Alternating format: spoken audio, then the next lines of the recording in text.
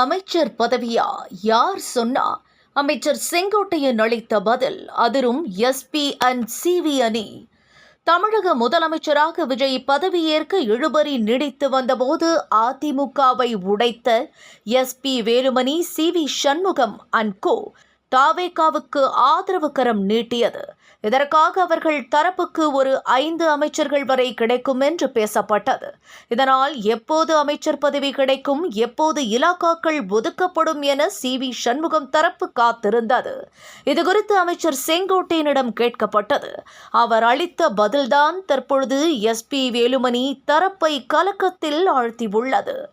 SP Velumani அணிக்கு எப்போது அமைச்சர் பதவி கிடைக்கும் என்று செய்தியாளர்கள் கேட்டதற்கு, அமைச்சர் பதவி கொடுக்கிறோம் என்று நாங்கள் சொல்லவே இல்லை, நீங்கள்தான் சொல்கிறீர்கள் என்று செங்கோட்டையன் கூறினார்.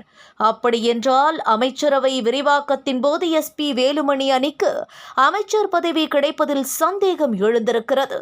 ஏனென்றால் அவர்கள் மீது வழக்குகள் உள்ளதால் முதலமைச்சர் விஜய் தயக்கம் காட்டுவதாக ஏற்கனவே தகவல் வெளியாகி இருந்தது.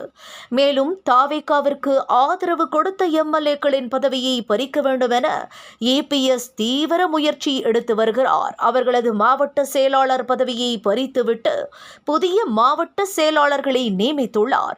இந்த பரபரப்பான சூழலில் நாளை மாவட்ட செயலாளர்கள் கூட்டத்திற்கும் இபிஎஸ் அழைப்பு விடுத்துள்ளார்.